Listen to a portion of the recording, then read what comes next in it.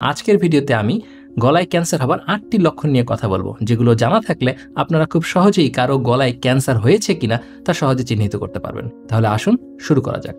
গলায় ক্যান্সার হওয়ার একটি অন্যতম লক্ষণ হচ্ছে গলার আওয়াজ পরিবর্তন হয়ে যাওয়া বা গলা বসে যাওয়া। কোথাও বলতে পারি না, আপনার কষ্ট হয়। তো এখন আমাদের বিভিন্ন কারণেই কিন্তু গলা অনেক সময় বসে যায়, গলার আওয়াজ পরিবর্তন হয়ে যায়। কিন্তু ঠান্ডা লেগে গলা বসা আর ক্যান্সার হওয়ার পরে গলা বসা বা আওয়াজ পরিবর্তন হওয়া, তার মধ্যে কিন্তু বেশ কিছু তফাৎ রয়েছে।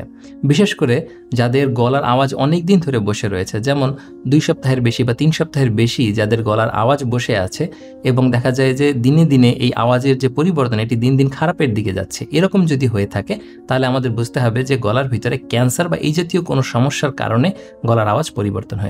এজন্য 2 সপ্তাহের বেশি কারো গলার আওয়াজ যদি পরিবর্তন থাকে বা গলার আওয়াজ হোর্সনেস থাকে, তাহলে কিন্তু আমাদের মাথায় রাখতে হবে যে গলায় ক্যান্সার জাতীয় কোনো রোগের সমস্যা হতে পারে। গলায় ক্যান্সার হবার আরেকটি অন্যতম লক্ষণ হচ্ছে যে গলায় খাবার গিলতে কষ্ট হওয়া। আমাদের খাদ্যনালীর যে প্রবেশ পথ সেটি আমাদের গলার মাঝ বরাবর থাকে। আমরা যখন খাবার খাই তখন মুখের ভিতর থেকে সেই খাদ্যনালীর সরু প্রবেশ পথ দিয়ে খাদ্যনালীর ভিতরে খাবারটা ঢোকে। এখন গলার ভিতরে যদি কোনো ক্যান্সার হয়, সেই ক্যান্সারটি খুব সহজে খাবারের প্রবেশ পথ যেটা খাদ্যনালীর ভিতরে, সেই প্রবেশ পথটিকে ব্লক করে দিতে পারে অথবা সরু করে ফেলতে পারে। তখন কিন্তু আমাদের খাবার গিলতে কষ্ট হবে। অনেক সময় রোগীদের কথা বলতে দেখা যায় এমন যে, স্যার আমি খাবার গিলতে যাই কিন্তু আমার খাবার গলার ভিতরে ঢোকে না, খাবার বাইরের দিকে বের হয়ে আসে। অনেক সময় রোগীরা এটাও বলেন যে খাবার গিলতে গেলে খাবার দেখা যায় যে খাদ্যনালীতে ঢোকে না, আমার তখন শ্বাসনালীতে খাবার চলে যায় এবং আমার তখন দেখা যায় যে অনেক কাশি হয়।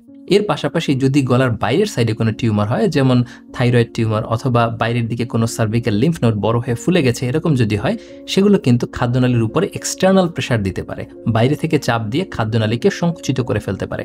সেক্ষেত্রেও কিন্তু আমাদের খাবার গিলতে কষ্ট হতে পারে। গলায় ক্যান্সার হওয়ার একটি অন্যতম লক্ষণ হলো শ্বাসকষ্ট হওয়া।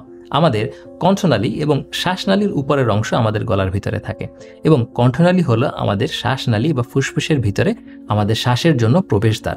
এ কারণে কোনো ধরনের কোনো টিউমার দ্বারা যদি শ্বাসনালীর এই প্রবেশ পথ বা ভোকাল কর্ড, লেরিংস এগুলো ব্লক হয়ে যায়, যেমন লেরিনজিয়াল ক্যান্সার যদি হয়, তখন কিন্তু সর্বপ্রথম যে ফিচারটি পাওয়া যাবে তা কিন্তু হবে শ্বাসকষ্ট হওয়া। এর পাশাপাশি এর বাইরে শ্বাসনালী এবং কণ্ঠনালীর বাইরে যদি কোনো টিউমার হয়, সেই টিউমারগুলো কিন্তু চাপ দিয়ে শ্বাসনালীর প্রবেশ পথ সরু করে ফেলতে পারে, তখনও কিন্তু আমাদের শ্বাসকষ্ট হবে। কতদিন যাবো শ্বাসকষ্ট? কতদিন ধরে? তবে গলার ক্যান্সারের জন্য যদি কারো শ্বাসকষ্ট হয়, তাহলে এই শ্বাসকষ্ট শুধু একা একা দেখা দেবে না।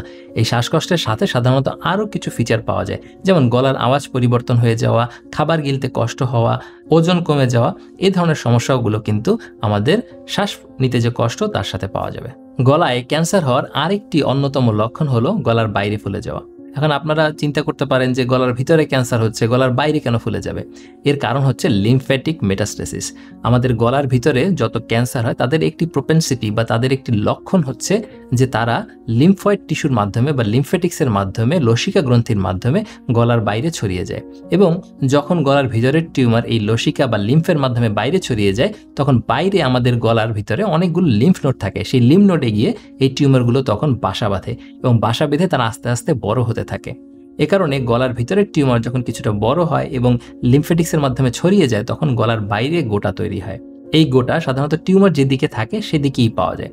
যদি টিউমার আকৃতিতে বড় হয় এবং আমাদের গলার ভিতরে মিড লাইন ক্রস করে যায়, তাহলে কিন্তু গলার 2 সাইডেই বড় বড় এরকম গোটা দেখা যেতে পারে। তবে ক্যান্সার ছাড়াও কিন্তু আরও বিভিন্ন কারণে আমাদের গলার বাইরে গোটা তৈরি হতে পারে। এখন এটিকে আমরা কিভাবে আলাদা করতে পারি? ক্যান্সারের জন্য যখন গলার বাইরে গোটা দেখা যাবে, সেই গোটাটি শক্ত হবে, অনেক সময় দেখা যায় পাথরের মতো শক্ত হয়। অনেক সময় আমাদের যে চামড়া, সেই চামড়ার সাথেও এটি ফিক্স হয়ে থাকতে পারে এবং দেখা যায় চামড়াতে অনেক সময় আলসার বা ঘা তৈরি হয়।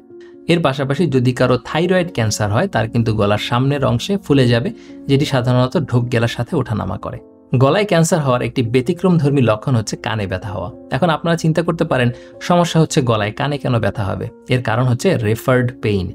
আমাদের গলার ভিতরে যে নার্ভগুলো নার্ভ সাপ্লাই দেয়, ঠিক সেই নার্ভগুলোই কিন্তু আমাদের কানের ভিতরেও নার্ভ সাপ্লাই দেয়।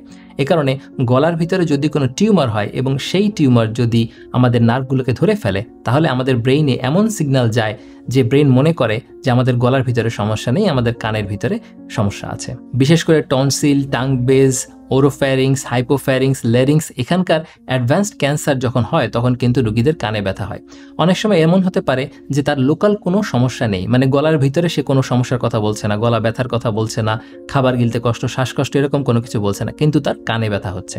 তো যদি এরকম দেখা যায় যে একজন ব্যক্তির একদিকে কানের ব্যথা হচ্ছে এবং পরীক্ষা নিরীক্ষা করে কানের ভিতরে কোনো সমস্যা পাওয়া যাচ্ছে না, সেক্ষেত্রে আমরা মনে করি যে তার গলার ভিতরে কোনো সমস্যা থাকতে পারে যেখান থেকে কানের ভিতরে রেফার্ড পেইন আসছে।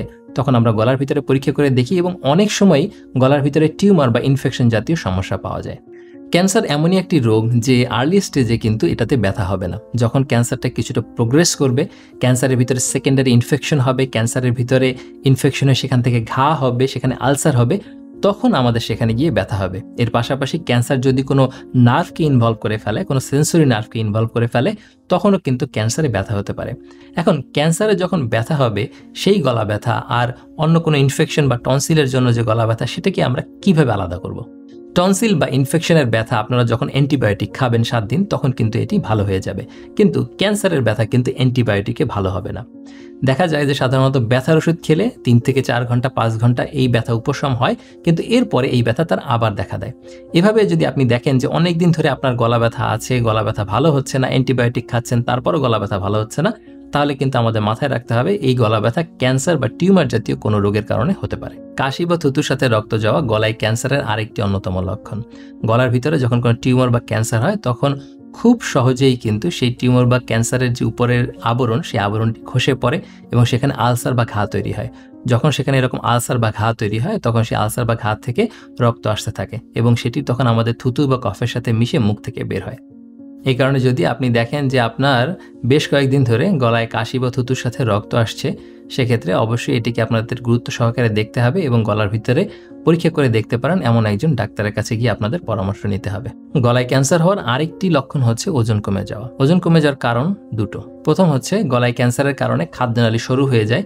আমাদের যে রোগীরা থাকেন তারা ঠিকমতো খাবার দাবার খেতে পারেন না এবং তখন আমাদের ক্যালোরি ডেফিসিট তৈরি হয়। ফলে দিন দিন রোগীদের শরীরের ওজন কমতে থাকে, মেদ কমতে থাকে এবং একসময় দেখা যায় মেদ তো থাকেই না, তখন মাসেল ডিস্ট্রাকশন হতে থাকে। ক্যান্সার একটি হাইপার মেটাবলিক স্টেট। যখন শরীরে কোথাও ক্যান্সার তৈরি হবে, তখন সেই ক্যান্সারের দলা বা পিণ্ডটি শরীরের সমস্ত অংশ থেকে যে নিউট্রিশন থাকে, সেই নিউট্রিশনটাকে তারা শোষণ করে ফেলে, অ্যাবজর্ব করে ফেলে।